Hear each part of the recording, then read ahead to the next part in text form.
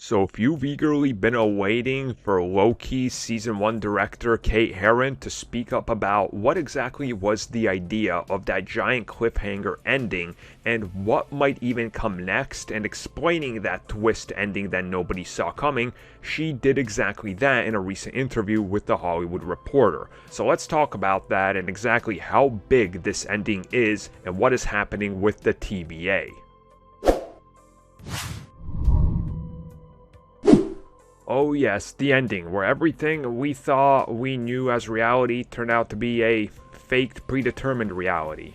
That's a pretty big bummer. But yeah, let's talk about the TVA. Everything they knew that existed, everything that did exist outside of space and time with the TVA has been flipped upside down, as in that ending, a new Kang, has decided to just exist and be the only one they've ever known, changing history and time forever. Well, recently, Kate Herron did sit down with The Hollywood Reporter and talk about the approach to that ending, and looking at everything, and specifically where Loki was sent. And she said that he was sent somewhere very different, and that reality and time and space has shifted, and that he is in an alternative TVA now.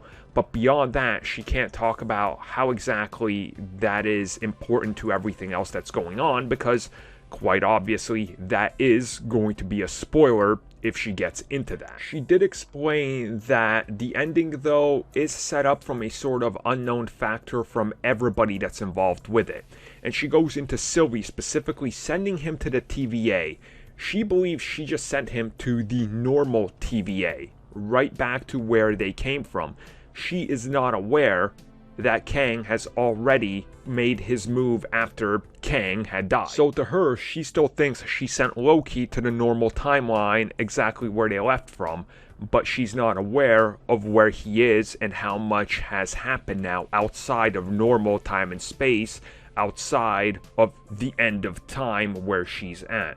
And she's slowly going to have to obviously observe this and realize that things are far more screwed up.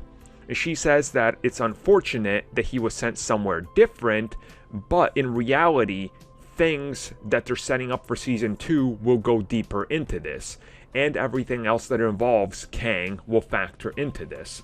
So without confirming it, Kate Herron sort of tells us that just because you're following one Kang and one timeline and one thing that happens with Loki here, it's not over. It's just the beginning of everything, and that's what Loki Season 1 set up. And I think we start to sort of piece together everything from different interviews, people involving Marvel Studios and everything, that they're not even really sure of what they can tell us that could or could not be spoilers, because there's so much being thrown at us. It's almost like an, coincidentally enough, infinite version of possibilities of what's to come next. And I think that's something they're playing with, because at this point, any theory you might come up with could be true, because it's not outlandish.